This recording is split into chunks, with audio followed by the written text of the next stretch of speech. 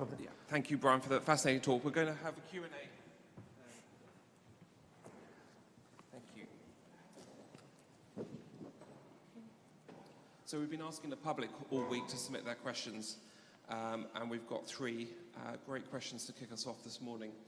The number of women graduating from STEM subjects has flatlined. Can universities support more women entering STEM? And in 2019, why do you think this is still an issue? This is sent in from Charlie Hallows. I mean, from my talk, I will just say one of the lessons is that expertise is important. And I know there's a lot of work done in this area. So I'm giving my personal view, which I think, I know that there are, in interacting with people as I do, that some of the key problems are that I think still there is a perception that science and engineering, certain areas of science and engineering in particular, are not what parents think their daughters should do, even if it's not explicit. So it's not. I don't think it's very rarely as vulgar as them saying you can't be an engineer. But I think there is still biases, particularly in engineering. And I worked briefly on something called the Queen Elizabeth Prize for Engineering, and that was one of the goals, was to make sure that parents and teachers were aware that or knew about unconscious biases in encouraging girls to go into engineering. I should say that in science we still have a problem in physics, not in biology, where I think Nancy will probably confirm. I think it's about 50-50 at Manchester now, isn't it? So it's particular areas. So I think that's one of the problems. But I think it's complex. It actually goes, just to say, I think it's related to something I know a bit more about, which is in general, the lack of students from less privileged backgrounds going into university, where there are similar problems, I think.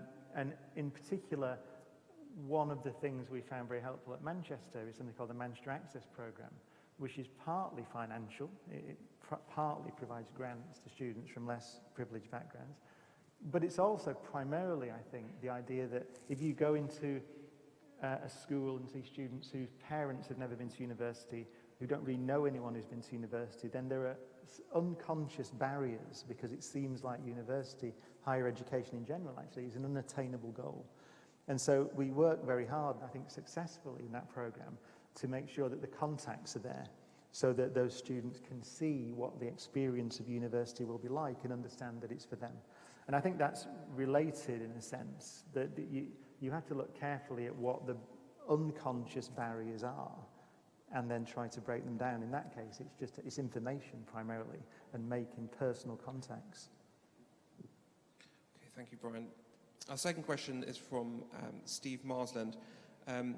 He's a head teacher at Russell Scott Primary School, which I think is local to us here. And he asks, should my children and parents trust what professors in a university say more than politicians? I mean, it would be so easy to say yes, wouldn't it? But Feynman, actually, in that great essay, The Value of Science, there's a quote at the start which is often misunderstood. And it's a very funny quote. So he says that basically a scientist talking about areas outside their area of expertise is as dumb as the next guy. Right? So he says that, and that gets quoted a lot. So if I comment on the fact that I think politics is going in the wrong direction from my perspective, then I get a torrent of people on Twitter, in other words, saying, well, you're as dumb as the next guy. So that's what Feynman said.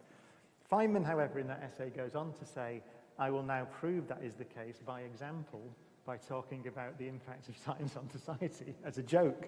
So it was actually a joke in his essay. And that's the point that I made. So whilst it is true, it is clearly true that if you've got a professor of physics talking about the details of, I don't know, housing policy, then you should be quite careful about listening to them, and their authority doesn't extend in areas beyond their domain of expertise. But, and this is the point that Feynman made, it is true that all academics are taught how to think. And I think actually, for me, that's what I say to my first year students. It might be kind of I don't know, it's an old-fashioned thing to say in a way, but I say that really what I think is happening to you at university is you are being taught how to think. And that, as Feynman said, is very valuable. So, and very explicit examples such as that experience of doubt and being delighted when you don't know. And then that's the idea, the basis of research, I suppose, in all fields. So I think I would say yes, but with a qualification, which is we're not talking about an argument from authority. We're not saying I am professor, whatever, FRS and blah, blah, and therefore you have to listen to me.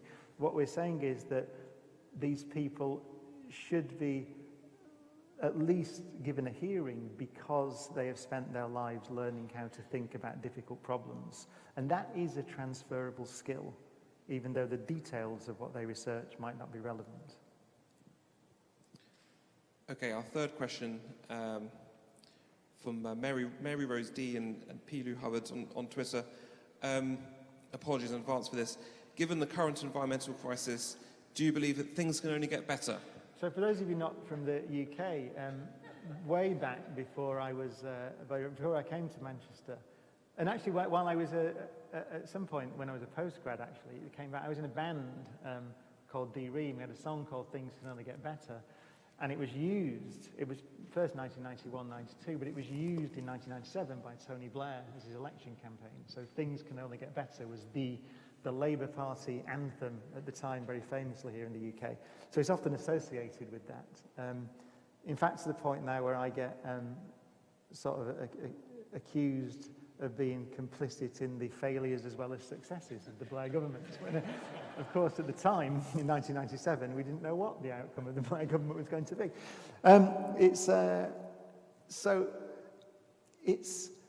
It's a good question. It's a serious question, of course.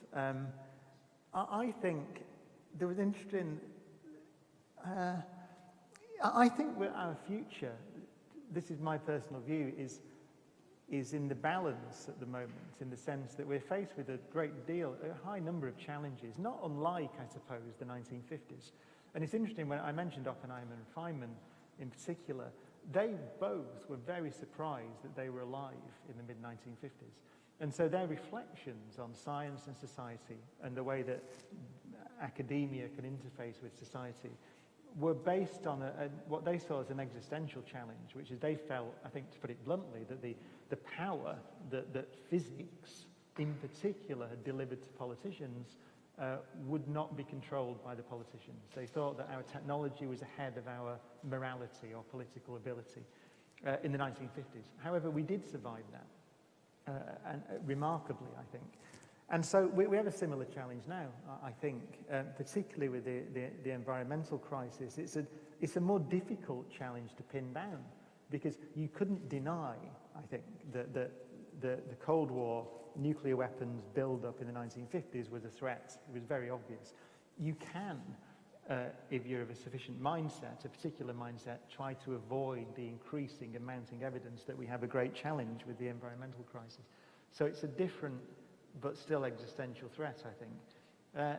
And we avoided that one by luck, partly, the Cuban Missile Crisis and so on, by a great deal of political skill in the case of the Cuban Missile Crisis.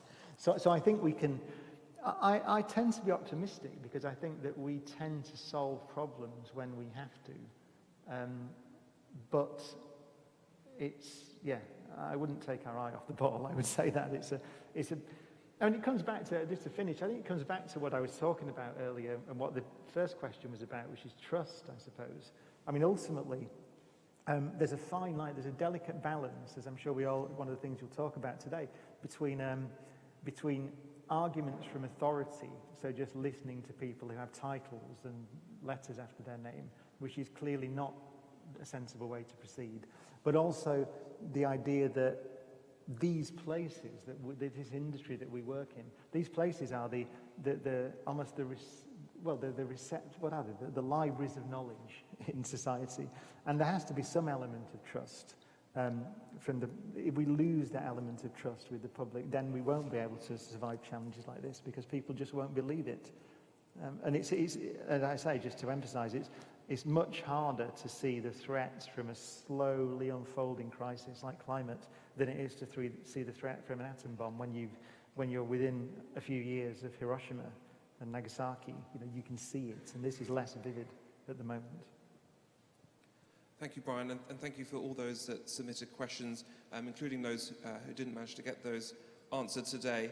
If you want to see more of Brian, you can find him on the TV, and he starts a tour today, I think, with your new book. And thank you to the members of the public who've joined in today and watching online. So we're going to open up questions to the floor. This section is on the Chatham House. It's not being streamed. So over to you. There's roving mics around. Please make yourself known.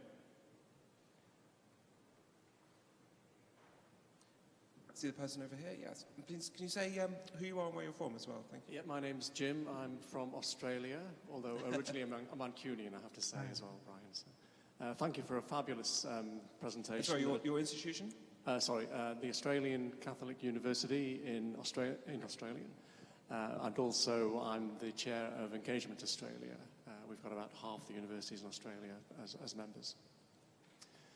You took us through a fabulous tour, I think, of some of the greatest thinkers and researchers in our time. And you also shared with us that you'll be teaching a first-year class in about a fortnight's time. There are some who believe that the most valuable thing an engaged university can do is produce game-changing students. Would you agree with that? Only in part. I mean, I think, for me, the most important thing that we do in education, the education industry in general, is to produce an educated population. I mean, I think that what we've seen, we live in democracies-ish in Britain at the moment. So what you see is that, I think that, and Feynman and Carl Sagan, another great hero of mine, often made this point. If you live in a democracy, which we aspire to do, where everybody has an equal voice, then the people who vote is our responsibility to deliver them a basic understanding of the great fields of endeavour, the intellectual fields of endeavour that we as a civilization rest upon. And one of them is science, but there's also the humanities and arts. These things are necessary foundations of our society. And so if you have a situation where only a few people, a rarefied elite, understand or even have a connection with these ideas, then your democracy won't function. And I think that's fairly obvious. So whilst it's true that we need elite thinkers in every field, and that's part of, as world-leading universities, that's part of our mission, I think the more valuable mission is to make sure that knowledge is distributed throughout society. I'll just give you one. There's a great Carl Sagan in Cosmos. He had a beautiful, which might be historically not so accurate, but it's a beautiful idea, which he talks about the library at Alexandria. And he has a beautiful line, which is, so the repository of ancient knowledge, which was destroyed ultimately by invaders, burnt to the ground. And he says, they think of the knowledge that was lost. It's almost incalculable. But he said that there was no record in that society of the academics and the philosophers trying to distribute their knowledge. So people didn't have access to it and therefore didn't understand how valuable it was. And then he says, so when the barbarians came to the gates, there was no one there to defend the gates of the library. And I think that's still relevant today. It's just at the back there. Good morning. Thank you very much for the presentation. That was really interesting. I want to ask a question about the linkage between the philosophy of ignorance and problem solving. It seems to me that if we're going to really embrace what we don't know, there's often a pressure, particularly as we think about being universities who are engaged in making a difference in the world, to rush to solution. And I think our communities, our politicians, our partners really want solutions very quickly often. But if we're going to, on the other hand, embrace ignorance, also stick with what we don't know, how can we kind of resist that rush to solution? How can we actually spend more time defining problems and thinking about the problems so that we don't make that error that we so often can make? There seems to be a tension there. Yeah, I worry about this a lot. I've been involved over the years in speaking to funding agencies in the UK a lot. And I am a very, I argue very strongly against this kind of target-based approach to funding, and therefore I think a lack of understanding of what a university is. And you perhaps gather from what I've said that I see these places as places where, first of all, people are paid to think, and secondly, those people are also paid to distribute the knowledge that we have throughout all of society. I think that, and I've argued very strongly that target-based, 3-year plans, and particularly, all academics say this, but I think it's very true, the idea that you're judged on the number of papers that you publish, for example, and some measure of the quality of them, but it's still about research outputs and all these things. I think it completely misses the point of what these institutions are, to be frank, and it misses it's an ignorance of history. It's what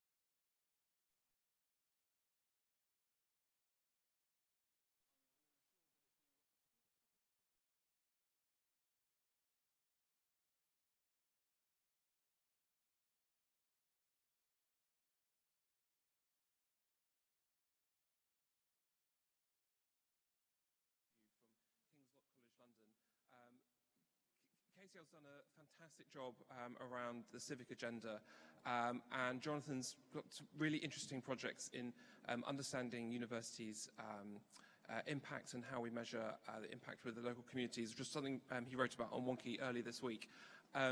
So I'd like to introduce Jonathan Grant, who's going to take us away for the next panel. Thank you.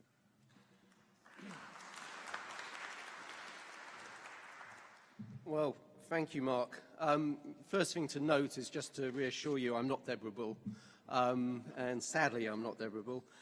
So Deborah was going to chair this session, but as many of you will know, she's also Baroness Bull and has a seat in the House of Lords, and was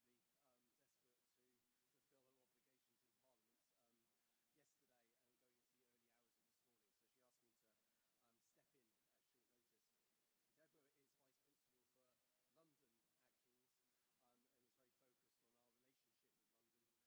focused on our relationship with London. I'm Vice Principal for Service, which in the language of Manchester is social responsibility, so we work very closely together.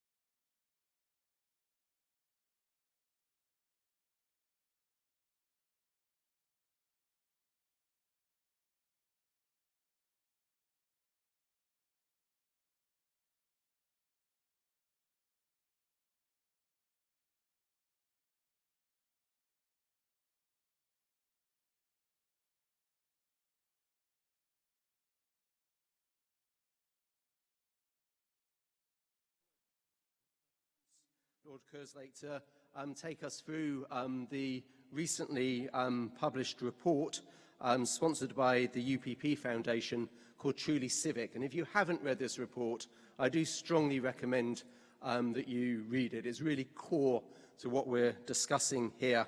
And what I personally really like about it is the way it takes a holistic approach to what we as institutions are, our institutional being. And I think both Rocky and Derek were getting to that in their descriptions. As many of you will know, Lord Kerslake has an extensive career working in local and central government, so is extremely well placed to comment on these issues. He was Chief Executive of Sheffield City Council for a number of years, and more recently was former head of the Home Civil Service. He's currently chair of the Peabody Group, and as I mentioned, has been working on this commission looking at the future of the Civic University. So, Lord Kerslake, it's a lovely honour to be able to introduce you to give this presentation.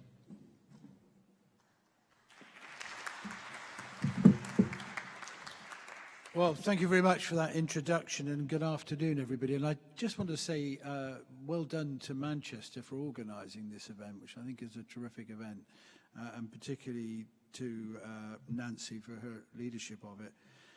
You'll see I am wearing the B, it's on that side, which I think is actually a powerful point. And I led the review of the response to the bombing at the Manchester Arena, and the civic response was truly extraordinary, really, in many ways. So it is a symbol of that. Now, unlike Deborah Bull, I didn't actually stay for the ceremony in London. I have actually done a proroguing before, and I thought I'd get away from that madness and come here for a bit of therapy. Actually, that was the main thing. But what I would say is it's quite interesting that when the EU withdrawal in brackets number 6 now Act went through, it's just symbolic to note that it went through in a use of language called Norman French, in fact. La Reine le veut is the words, which means the Queen wills it. So I think there is a symbolism between a bill that stops us crashing out of the EU and the use of Norman French as the way of getting royal assent. Anyway, I should just quickly tell you my experience of working with Boris, which actually was quite constructive when he was mayor. But I remember on one occasion when he'd had something go wrong, he said at this dinner I was at, just remember, out of every disaster comes an opportunity. And then he paused and said, or in my case, an opportunity for another disaster. Now, I'll just leave that hanging in the air. You can draw your own conclusions about that one. Look, I want to say a few words about the Commission and not go through it line by line, but just, in a sense, talk about the arguments and the conclusions that we came to. Now, when we published it last February, I have to say the response was really and truly heartwarming. We had cross-party support, which is unusual in these very divisive times. And we had support from the regulator as well, the Office for Students. Again, I think really encouraging. But I'll tell you the most important and encouraging thing for me was the enthusiastic response of the sector itself. We've now got 54 universities who have voluntarily signed up to the Civic University Agreements. I think that's a remarkable figure, and it's continuing to grow. And I'm hoping, by the way, that the University of Manchester might be added to that list in the very near future. But what I think it showed was a reawakening amongst the sector of the civic role. And I think the enthusiasm, and this is an important point, didn't come from a government direction or diktat. It came from universities themselves. This was an initiative from universities, something done by universities, not to universities. But I guess you could say, in a way, it wasn't a surprise, because if you go back in our past, not very far back into our past, you can see that the civic role was central to our creation. Let me just give you one example. Sheffield University, founded in 1905. It was one of the last big cities to have a university. Now, to help bring it into being, £50,000, that's equivalent to 5.5 million at today's prices, was raised through thousands of small donations from steel workers, from miners and other industrial workers. 5.5 million, just imagine that. And the handbill that was produced at the time, in 1904, to promote the university, said it would be for the people, and it would bring the highest education within reach of the working man. It would help local industries and improve the health of local people. That was the ambition, if you like, of this university. And I think you could say the same about civic endeavour for Sheffield Hallam, the university I chair.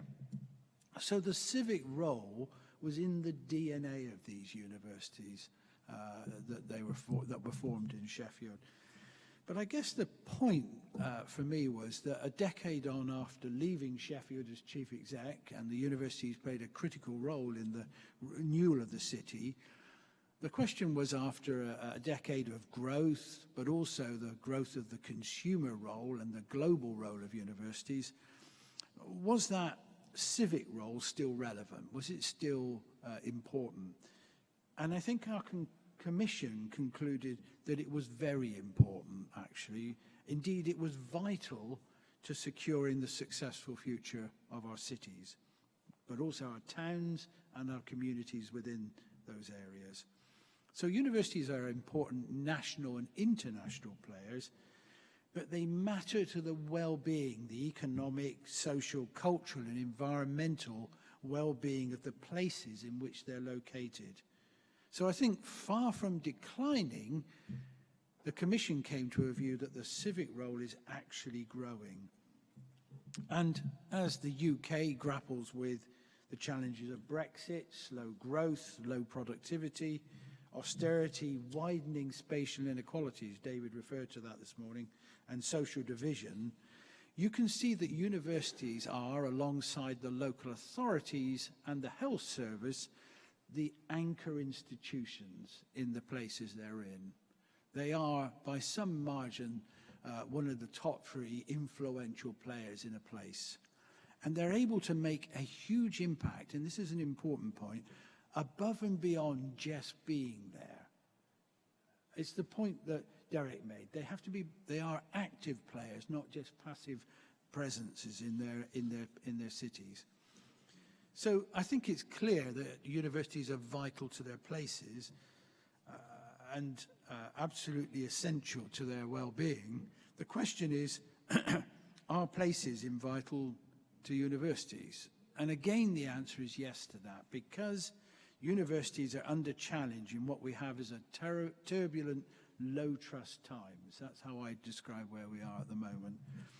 And I think it's important that universities recognise that they need all the friends they can get. And to get those friends, they have to understand and communicate directly and locally about the specific benefits they bring to a place. It's not good enough to just say we're big and we employ a lot of people.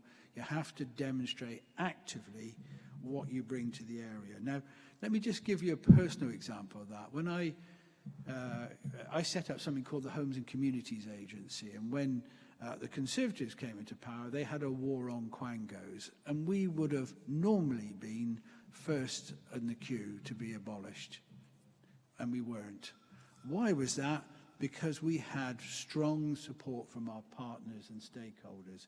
And one minister said grudgingly, well, they must be doing something right because everybody tells me they are. That's the key point, third-party support and endorsement. So the civic role is the right thing to do, but it's also part and parcel of universities' own survival and future interests. So if the role is important, how well is it being done? We did a lot of work on this. We went up and down the country, having evidence sessions, talking to people. We had a great one in Manchester, where Nancy presented. We did one in Nottingham, in Sheffield, in King's College London, where we had a great evidence session. We went to Newcastle, we went to Glasgow, and Des is here as well, who did a great session for us. So a lot of visits, a lot of information gathering. And I think we also took some international views as well. And Glyn Davis, former VC of Melbourne University, was a member of the commission and made some very positive inputs to it. And I guess the good news was that we found a lot of enthusiasm in universities. You don't need to kind of wind up this agenda. It's there, and some fantastic examples. And there just isn't time this morning to go through them all.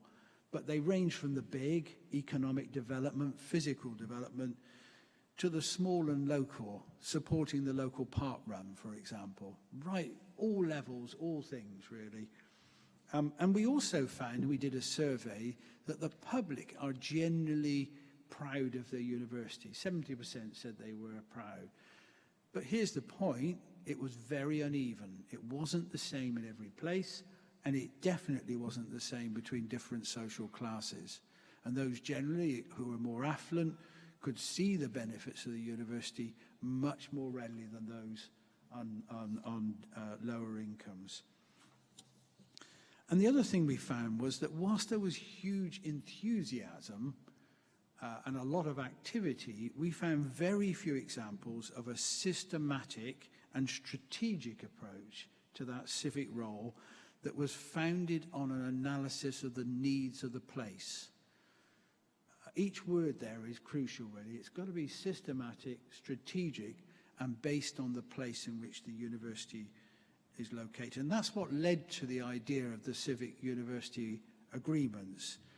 We definitely didn't want to prescribe the civic role for each place because it will vary from place to place. It won't be the same in Manchester as it is in Glasgow. But we wanted to establish a way in which universities could themselves look at how they perform the role and then have a set of tests, again set by the university, as to whether they were indeed truly civic. And we produced a guide to civic university agreements published a few months ago, which very much was written in the same spirit. It was about saying universities should take the lead themselves. And it's worth just saying a few words about what the agreements are and what they're not. They're meant to be dynamic plans about the needs in an area and about the ambitions to go further. They're definitely not an exercise in public relations. They've failed if they end up being that. They must be produced collaboratively, engaging with the staff, community and local partners. If you like, from the outside in. They can't be, and indeed, I think the civic role has to be preeminently a team role, not an individual role.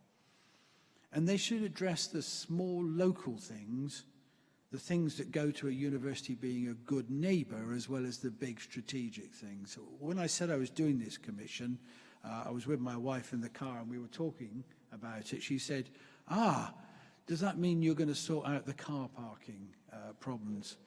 And I thought, yeah, there's a point there. But they most of all must be about action that universities choose to take. They cannot become a government initiative which universities are obliged to do.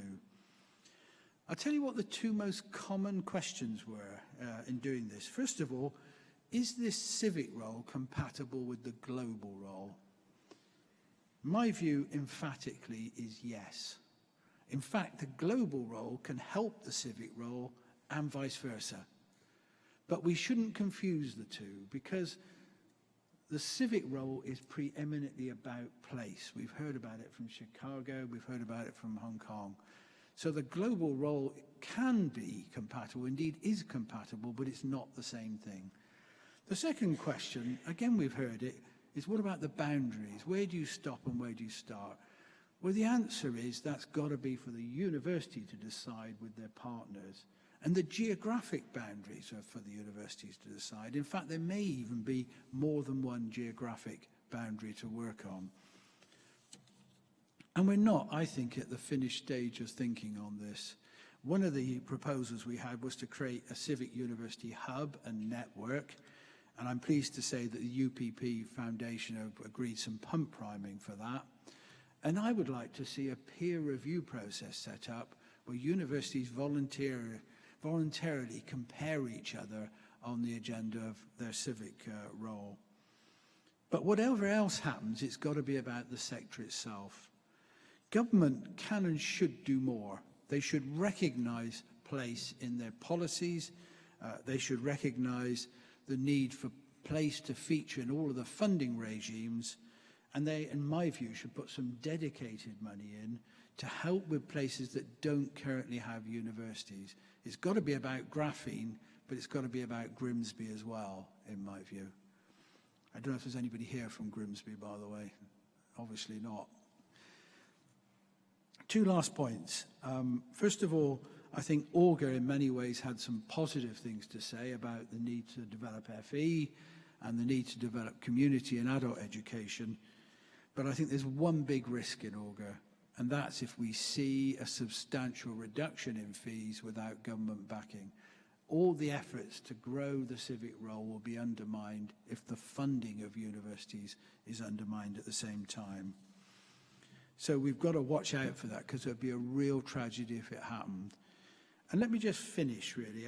I didn't have any sense I knew how this report would go down, but it's been very, very powerful. And I think we are at the start of a new civic university movement. And in all the contributions I heard and saw during the preparation of this report, one of them stuck with me. And somebody said to me, we'll know that we're truly civic if local people talk about our university, not the university. That's my definition of civic. Thank you very much.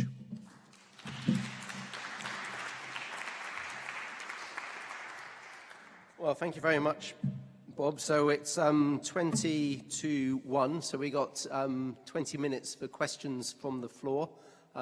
Before, we got some roving mics. So, Julie, you've got your hand up over here.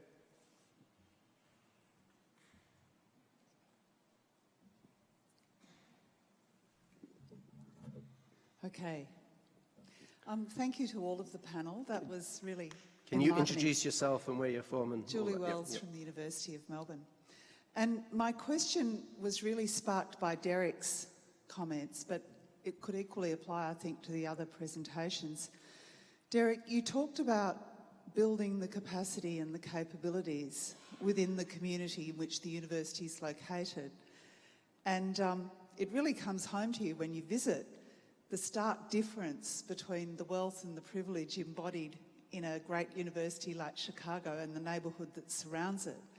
And the fact that for many of the communities with whom you're working, a university would not be a natural partner. And I'm really interested to understand how you build the trust and the mutual interest that enables that collaboration to work. How do you build that bridge? Derek?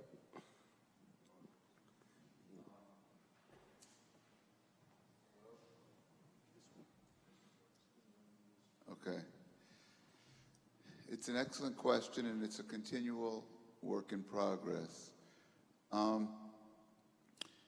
It's not, the work that we're doing with the nonprofits is not something that you typically see a lot of universities doing. That's, I think, a good point. What motivated us was that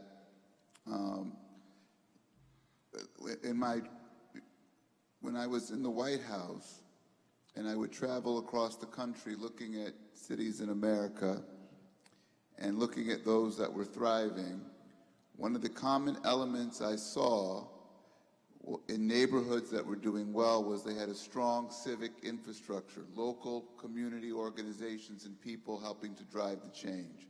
It wasn't just outside institutions or large institutions doing it. They had homegrown local leadership. When I looked at the south side of Chicago, you had some neighborhoods that had that, but you had many that didn't have that. And so there was a recognition that the university, the city could do so much, but unless there's homegrown, community-based leadership driving the change, it's not going to be sustainable. So we set up this program They didn't have anything really like it in the city of Chicago. It's something that is actually top of mind now for foundations to try to fund and create this, because they're giving to organizations, but they don't have the capacity. So we set the program up, and to be honest with you, the way that the trust was built, it was a little bit slow going, because when we put out the way we do it is an application process. So we say, we have this program, there's some funding, there's some space available, and you'll get this technical support. Then organizations apply. At first, we didn't get as many applications as we hoped for, but it's steadily gone up. And many organizations said, when we first saw it, we were skeptical. We didn't know about the university. We weren't sure if we could trust. But we needed help, so we came in the program. And because the program is customized around the needs of the organization, it's not our idea of what you should be. It's you saying, what do you want to be, and us figuring out how we can support you to get there. The organizations had a great experience. Many of them went to raise more money, to start to thrive. And then the word gets out, and the trust starts to build over time when you create something that is of truly value to the organizations. It has now become one of our strongest programs that's a foundational piece for building the trust in other areas of our civic engagement work. But it had to start out by addressing a need and doing it in an authentic way. Thank you. Rocky or Bob, do you want to comment on that?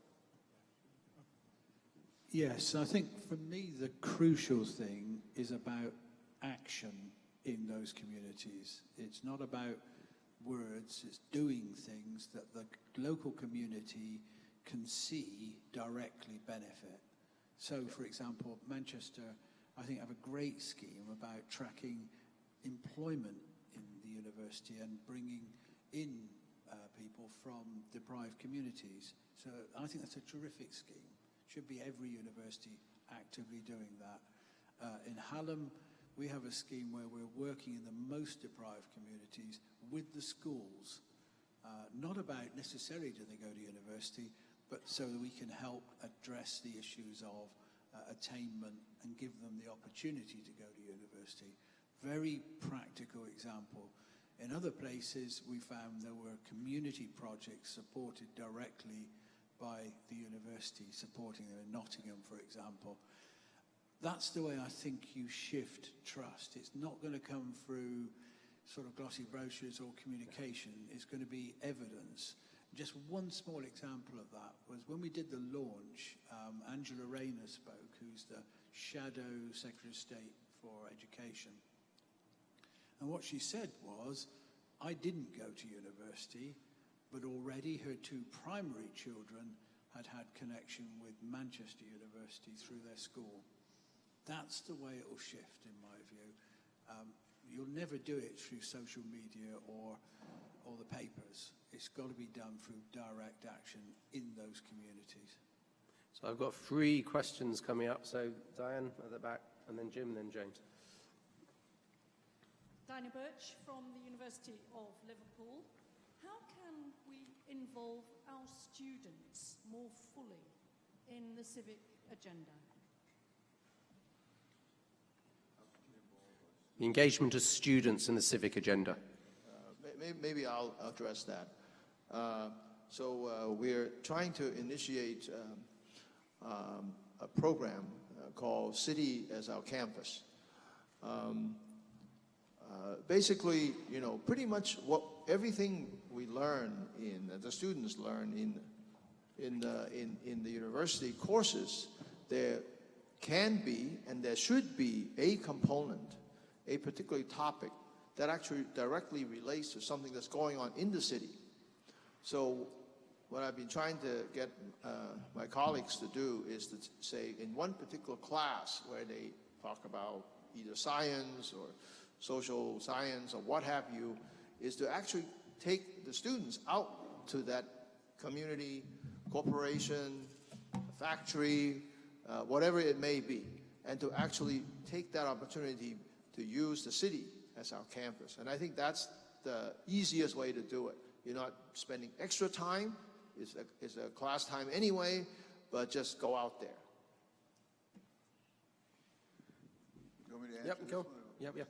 Yeah, so I would say that I think going back to the idea of leveraging what the strengths of the university are, one of the great strengths are the students that we have.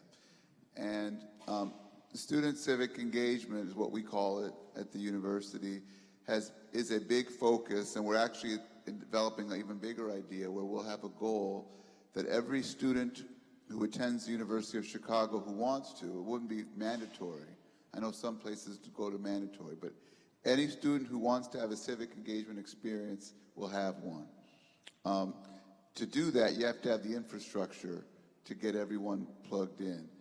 We also have, in addition to work that my office does, to the point of the full university, a lot of the schools and divisions have clinical programs where there's a faculty, it's an educational class, students are involved, but the education is around working with the nonprofit or organization in the community to do something like the law clinic has one, the law school, the business one does stuff. That's an opportunity for students to engage, but they're also benefiting through the educational experience. And we're looking to try to expand those offerings as well. So I think that student civic engagement is a huge resource. There's also a growing interest of students to get more involved and get more engaged. And for many organizations, we have a program that I run where we place over 500 students in the Chicago Public Schools, where they're helping to be teaching assistants, providing needs to the principals. And the principals tell us without that support, it's invaluable. They couldn't produce the education for the CPS schools without that student involvement. So it's looking for those kinds of opportunities is the key.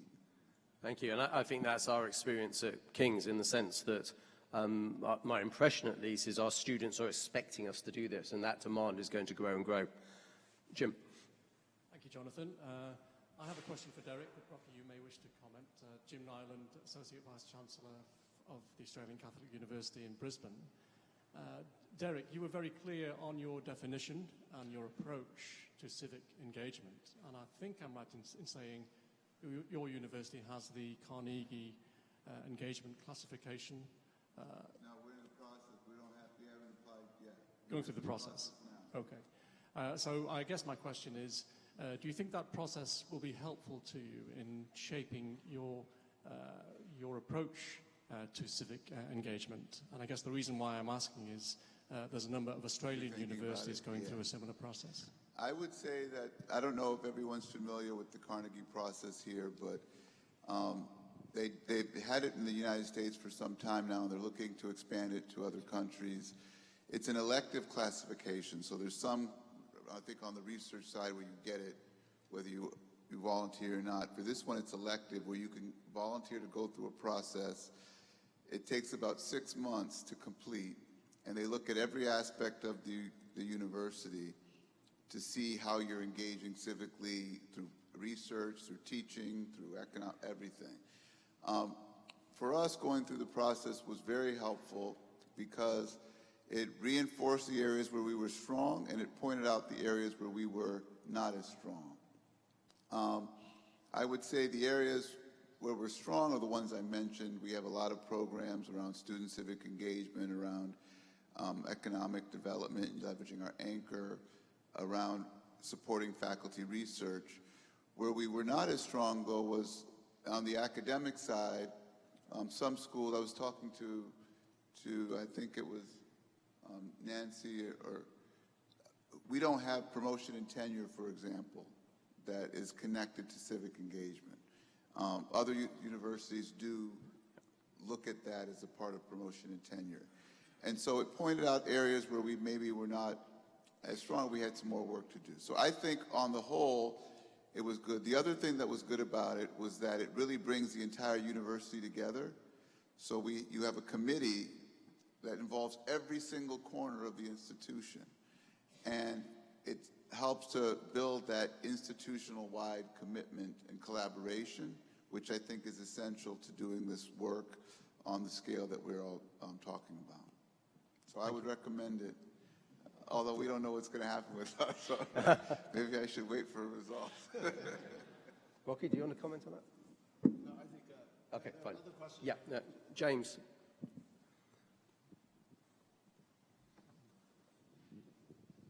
Hello, I'm James Green. I'm from the University of Melbourne. I was interested that Lord Kerslake raised the idea of third-party support, and it reminded me of a comment by the engagement scholar Barbara Holland, who said that the best defence for the value of universities are actually the arguments made by others. So they're not arguments that we can make effectively ourselves. And I was just interested in connecting that idea with the previous session around rising scepticism towards universities. In Australia, we've done our own research and discovered that amongst large swathes of the general population, there's this benign support for universities. So a general sense of goodwill, but perhaps not enough to stop the barbarians at the gate. I'm interested in what we might draw from this idea about rising scepticism or benign support, about the quality of relationships that the sector has with its friends or potential friends, and what we might reflect on how we're working. Is it a case that we need to change the way we work, or is it a case of telling our story more effectively? Yeah, maybe I'll add my 2 cents. I would like to propose that we might actually contemplate some structural changes to the whole, millennium-old university formula.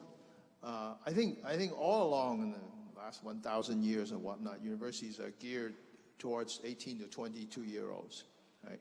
I don't think we've changed a whole lot, at plus or minus a few years on each side. However, human lifespan has increased significantly since the last 1,000 years. 80-some-year-old, it's okay. It's a life expectancy. So I think you are looking probably at a generation in the 40s, 50s, and so forth that could actually be our customers, so to speak. And that sector right now is disenfranchised because our structure is really geared towards these very young people. Nothing wrong with that. It's just that we're missing out on this huge part of humanity. Is it possible for us to all think a little bit about what I would call encore education? Right? Someone who's done a first career already and is ready for not just coming back for continuing study, take a course in basket weaving or whatever, right? They're actually serious. They want to do something else in their life. Now, it's not as many as the 18 to 22-year-olds. Where are they now? Are we just going to have them sign up for some evening classes of yoga or Tai Chi or whatever? No, I think we should do it very seriously. Now, this requires probably some major structural changes in our university. The dormitories right now are really for the young people, the recreational centers for video games and whatnot, right? This bunch of people who could be our very serious customers, consumers of our product, which is knowledge, we're ignoring them, right? And now, in order to do this, we can't do it ourselves. We need government support and policy changes and whatnot. It's a long road, but I would suggest that we all think about this a little bit, and that will engage that sector of society that right now is just university. Yeah, well, I went to university 30 years ago, and that was it. They keep asking me to donate money, and so I would suggest that we think about this seriously, and I think that will take care of some of the issues that you mentioned.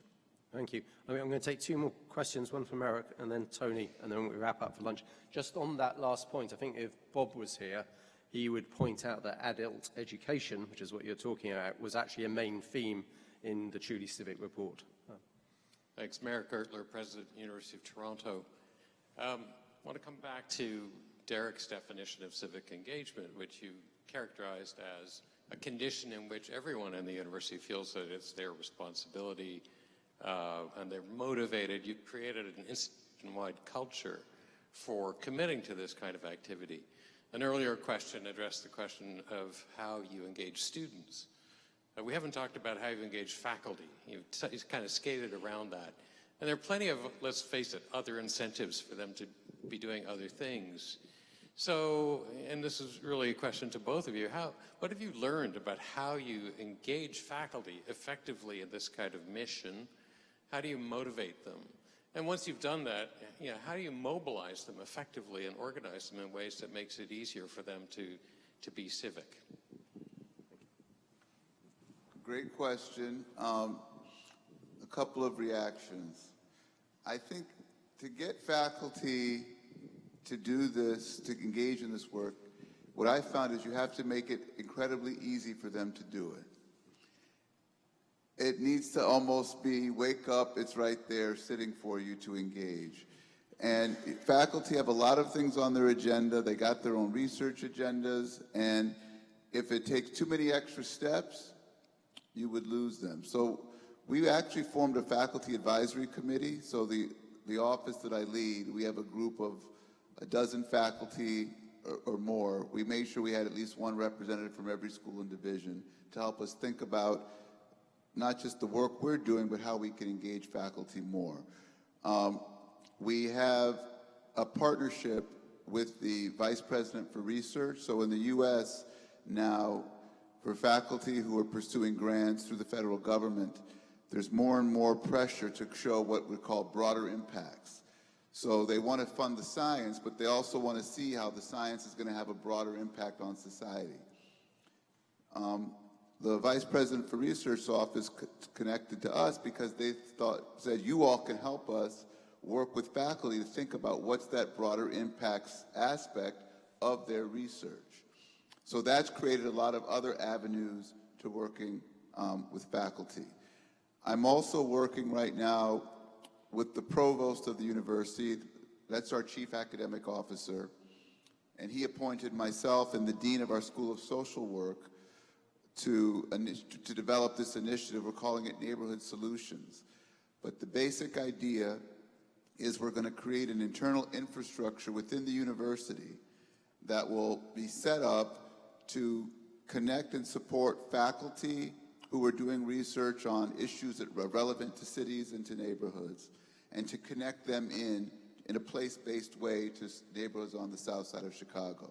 There'll be additional funding and the like, and then we're also talking to the faculty would like us to work with the university to create, whether it's incentive supports, the other types of things that faculty get when they can do less time, those sorts of things around this community engaged work. So on the whole, it's got to be easy, it's got to be seamless, but I think that having a culture that where the university is clear it supports this kind of work, it's not a negative for you to do it. Doesn't mean everyone has to do it, but it means that this is something that you're interested in, we're going to be there to support you. That's one way that we've started to see some return. Yeah. Rocky, do you want to comment? Yeah, I agree with pretty much everything Derek just said. I think the key thing is to engage the faculty. The most important thing is appreciation. That if the administration clearly can express its appreciation, there are multiple ways of doing it, obviously, either financial or a bigger office, higher wattage light bulb, whatever. There are many ways. But I think the key thing is appreciation, and then to do it proactively. I think the moment you see someone starting to do this, you start extending an overture, saying, you're on the right track. And then the other stuff, all the things that Derek just mentioned, I think will be very relevant. So final question from Tony. Sure. Tony Monaco, president of Tufts University. We, at our university, do a lot of the civic engagement through the Tisch College, which works across all of our schools. And I agree with everything that people have said about that part of it, working with nonprofits, getting faculty and students involved. But another big aspect of their work is about getting students in particular involved in the democratic process, getting them to vote, getting them to get engaged in local elections, working for people who are running. And those elected officials, we bring them to campus on the march to New Hampshire, they're all coming through. And they remember that engagement. And if they get elected, they come back to the university, and that has benefits, I think, to the university. I was curious whether other universities take that as part of their civic engagement mission.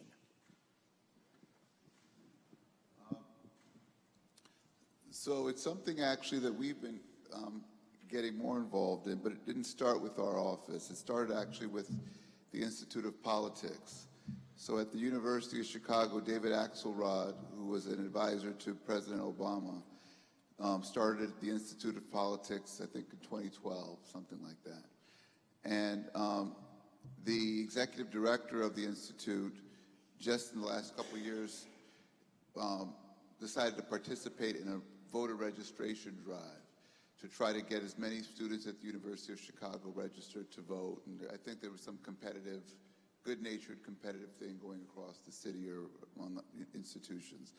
And so in doing that, they reached out to our Office of Civic Engagement to see if we could be a partner to them. And it's been something that we were willing to do and have been supporting. That being said, that's relatively newer for us, the civic engagement in terms of the voting and the democratic aspects versus the addressing the urban challenges and some of the urban opportunities. But I think that both of them are exciting ways to get students engaged and lead to the kinds of benefits that you've described. And there's a lot of interest in students in doing that. I think that I just got a note not too long ago that we're one of the top. We had a very successful program that I wouldn't have necessarily predicted, but that's how it turned out. So the interest is there. Thank you. Rocky, do you want to comment? Yeah, I think for Hong Kong, any of you been reading newspaper or watching, so this is a tricky one. I was wondering whether I should ask you the question. I think our students are extremely politically involved, so I'm not sure I need to do anything more to push anything to the next gear higher up. So I think I'll pass on this one.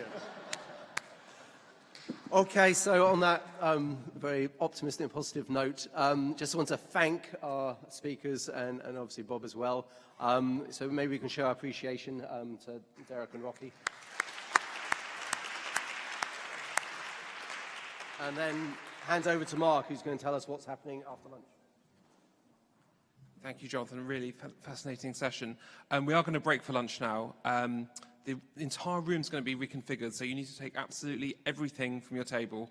And we'll be back here at 2:10 on the dot.